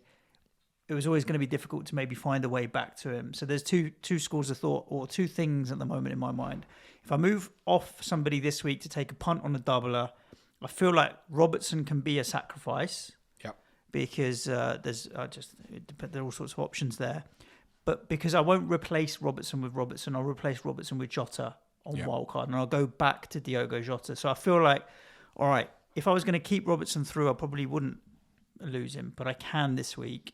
And then it stops me being doubled up on Liverpool. Say United nick a goal, which they're capable of, then I've got double defensive there. And for 1 week, I don't mind not having that. So Robertson might be the sacrifice for me to go then to get Jota. And the other thing is, a lot of people are, can Jota cover Salah between now and the end of the season and use that money elsewhere? Where does Jota sit in your priorities? And should he be prioritised by people? He's 8.2 million right now, mate. The only reason for me not to go with Jota is if I decide there are other midfielders that I want more. It wouldn't be a case of I don't want Diogo Jota. It's not a case of not wanting Mo Salah. Listen, when you take, and I won't be alone, there were other people who sold Mo Salah this week. None of us who sold him are looking at him going, I don't think he's going to return. Like you never think Mo Salah's not going to, even at the Etihad. I'm looking at him going, yeah, 5 points, that'll be fine. Yeah, 6, 7, whatever. Just don't kill me. Yeah. So that's the choice. Is saying, well, I want to captain other players is partly what the choice is. And that, by the way, may mean that if I wildcard 35, Suj, I may go back to Mo Salah in 34. Because I think at home to Everton, he probably would be the standout. And I think me then probably going Fernandes to Son away to Brentford rather than Salah at home to Everton might well be overthinking it. But I have said to you, I do think that it's a fixture that Salah might get left out of.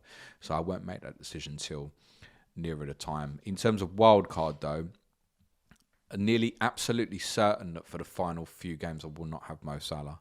And ideally, I would like to have Trent, Robertson and Jota. Jota. Ideally. Diogo Jota. But affordability might mean that something has to get cut off there, particularly if City double in 36. If not, then the cut to allow it might be Cancelo for me if they end up doubling in 37, because then I can go free City on a free hit in 37. So I'm not committed to that. But yeah, Jota, high on the priorities list.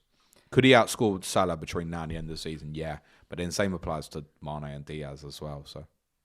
Right, that's a wrap up of the games as we do each and every week. We also have a ton of other content heading your way this week.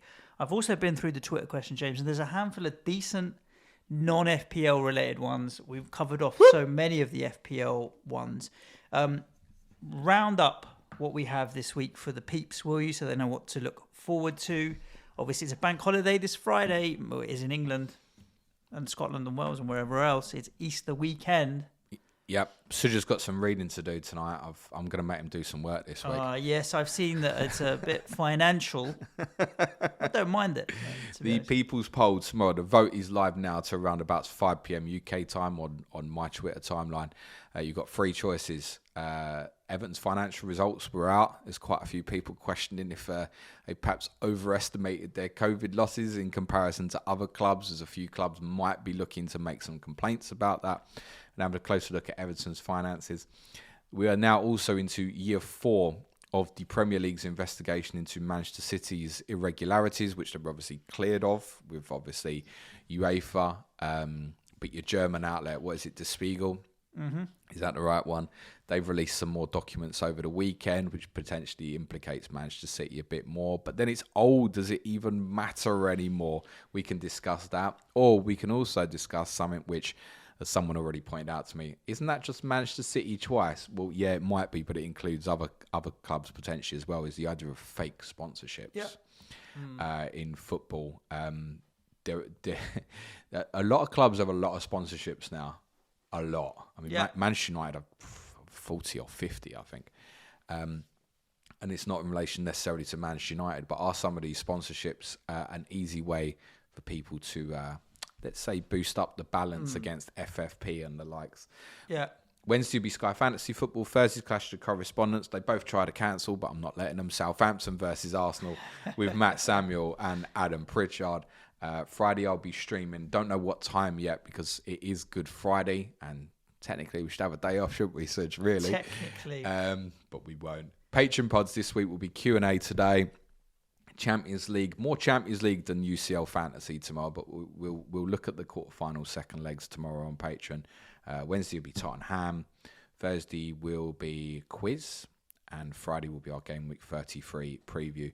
The advanced tier videos this week include me looking at what I think would be an ideal Game Week 33 free hit team, and I am going to have a closer look at Mr. Dewsbury Hall for talking tactics. Thank God there's no deadline on Friday. Good Friday, because I've got You'd a wedding. miss it. No, I've got a wedding on Friday. Have you? Family wedding, yeah. So we'll need. What to time's the wedding? Well, I'm pretty sure. I mean, it's not going to be an issue with our diff show. I'm pretty sure the wedding's at midday, and then there's a piss up in the evening. So I'll either have time in the morning or in between the wedding and the piss up. So the content will roll. But yeah, I do have a wedding on Friday. Fucking 8 weddings. Yeah, it depends. So selfish, honestly. If you want some of that additional content that James talked about and you want to support the show and just be a part of the community, which is an epic bunch of people that we have, then head over to patreon.com/planetfpl. We have a Slack channel, a lot of managers in there talking about all the different games, fantasy games, including Sky and Gaffer and all of that kind of stuff. As well as prize leagues, which there's only manager of the month now, really, for a couple of months. But all our pre-season content and whatever else, you could save us some money this month because you're top. Oh, nice! Yeah, doing all right at the moment. You're beating all the patrons so far. I'll this give month. myself a shout out to our good friend, Mr. McGettigan, because I'm a patron. The FPL general has a league running for the run-in. And I'm third in that. It started last week, so we're 2 weeks in, and I'm only 3 points off the top of that. I can't even remember what he said the prize was, but yes, come on, I've got to win the General's run-in last 6 weeks or 8 weeks or whatever it was of the season. He'll fuck you up. Nah, no chance. I've still got chips to go, right? I've still got free hit, You'll bench fuck it boost, up. wild card. Listen, you worry about the gap between you and me. It's only... You've just halved it, in You had a fairness. 100-point lead at some point, You've mate. just beat me by about 45 points this week, mate. So fair game. Yes, thank you, Heung-Min Son. We're going to do some Twitter questions now. This is a long pod, but people that send in non-FPL questions, I think, always deserve to get their questions answered. Go on then, So let's have we're going to it. start from the bottom, work our way up. Do you like weddings? No. The FPL questions, of course, James did mention for the advanced tiers, he does the unanswered questions, and they will get answered over there as well. Vegemite over Marmite? Question mark. Come again, what? Vegemite over Marmite. So I've never had Vegemite. No, both shit. Next I question. don't mind Marmite's one of those foods that I'll happily eat, but I'll never buy for myself. Like, I'll never have a jar of Marmite in the cupboard, but if it's there as an option, I yeah, don't by all like means. Marmite, and you want to give me a veggie option. Yes, man. No, you're okay. Marmite is fine. Who's asking this question? Ham and cheese or tuna? Who's asking this question? That question, Vegemite over Marmite, was SC Yank. You know the interesting thing? It says from Google, it says translated from English by Google. Vegemite over Marmite is English. So even Google thinks that those two words, Vegemite and Marmite, are not English. I mean, what could be more English than Marmite? Very good Google. I don't think there's another country in the world that eats Marmite, is there? Tell No, us. it's listener. shit. It's awful. Now, Marmite's all right. Ham and cheese toasty. Ham and cheese over tuna. Yeah. Although one in every 10, I feel like fish is better for you. So I feel I'll have tuna sweet corn or tuna If I want a bit of fish, I get once fish every and chips. 10. Cheers. But generally, yes, ham and cheese all the way.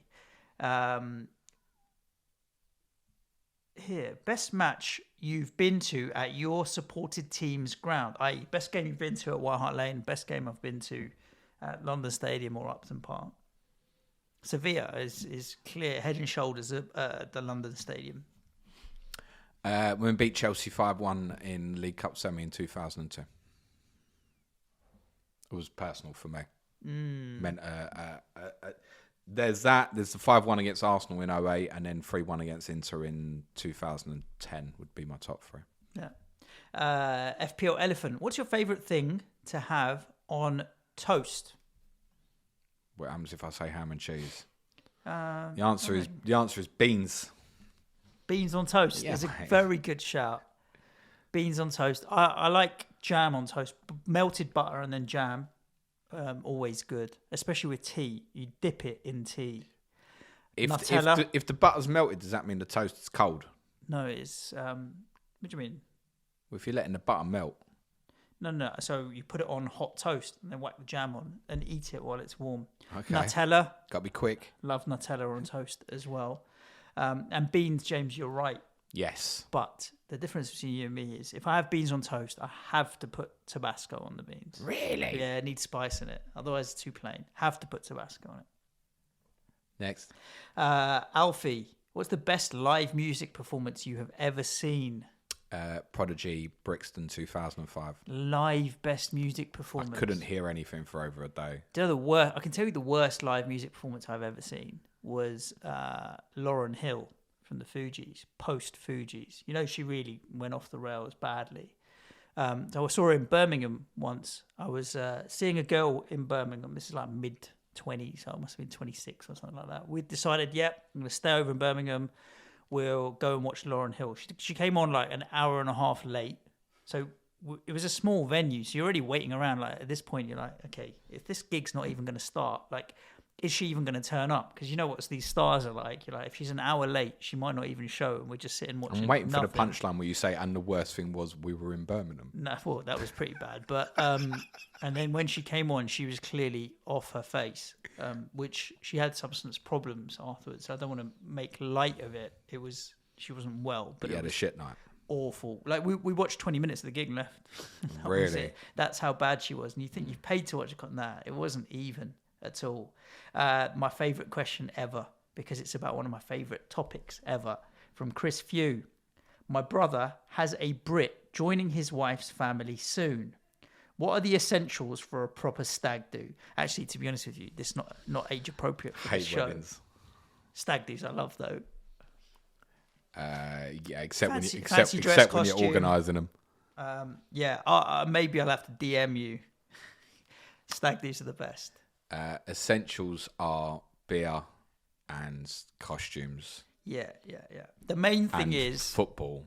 You need to have some incriminating evidence that you can hold against the stag for the rest of his life. Simple as that. If you come out of the stag do with something that you can hold against him not that will get him locked up or divorced, but anything other than that, something that you can hold against him for the rest of your life. You ever been anyone's best man? Yeah, my brothers. I'm surprised. Yeah, I've got. There's a video. I don't know. So my wedding was 2010. So the quality of camera phones in 2010 when I had my stag do was bad. But the most incriminating evidence of me at my stag. If someone from the FPL community asked you to be their best man, would you do it? Oh yeah. Even if you didn't know him. Couldn't care less about the I've wedding. Been listening to the show All I want to do is organise the stag do. Trust me. If you let me organise your stag do, it'll be a wicked stag do. I'm not gonna. Suj, there's a business venture here. You know this, right? Yeah. I can see the FPL dollars stags. Going in your head. FPL stags with Suj and James. There's an incriminating video of me from my stag do, which I'm not even going to elaborate on. But at some point off season, turn the camera off. We'll talk about it. I need to find. I haven't got a copy of it, but I'm sure you know that straight away the patrons are asking that in the pod questions. Let them do it immediately. Slack pod questions, premium content exclusive for them. FPL Tractor, Grange Hill or Biker Grove? Taiwan. I'd probably go Biker, but I liked both. But Biker Grove. Probably. I didn't really watch either, but I think I wouldn't say I was. I think for theme tune, Biker Grove. Yeah, Biker Grove. Yeah. I think Biker Grove. But they weren't like neighbours or home and away. You had to watch them. But it's Grange Hill, Biker Grove. Yeah, miss it if you need. Still playing football at that point. The dude Morpheus. Any good spots in Dubai that I recommend he's going next week? Well, firstly, before you go there, I'd go and see your mortgage broker or bank manager and get a loan because everything out there costs shitloads of money. And actually just wouldn't go. But go to the Time Out Market because it's like a food, you get these like Spitalfields food markets or whatever else.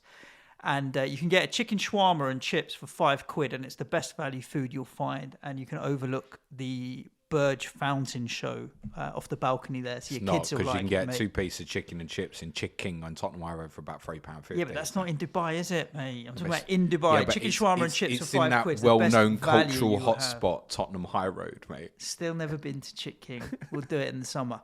And that will wrap the questions for today because it's a long old pod, albeit we've got plenty of time to listen. So thank you again for tuning in. Every listen just puts a smile on our face. We'd love it if you could review the podcast on like Apple and Spotify and anywhere else that you can give it 5 stars. We never asked for that. No, just review it. I mean, if give you've it 5 stars. If you've made it this far, part of the reason I'd like a load of reviews is because at some point I want to sit here and record and read the reviews with you because we've never looked at them. Probably not for at least 2 years. I refresh every day. Do you? No. Nah, exactly that. I think there would be good value in reading some of the reviews. So yeah, at some point, if you do, and also give us a subscribe and a like and a thumbs up and a follow and a whatever else you can do on whatever platform. Yeah, definitely do all of that. But mainly, stay safe and look after yourselves. And we'll be back at you tomorrow. Ciao for now. Thanks, everyone. Be nice to each other. Play it your way. Cue music, please, man child. We don't talk about Bruno.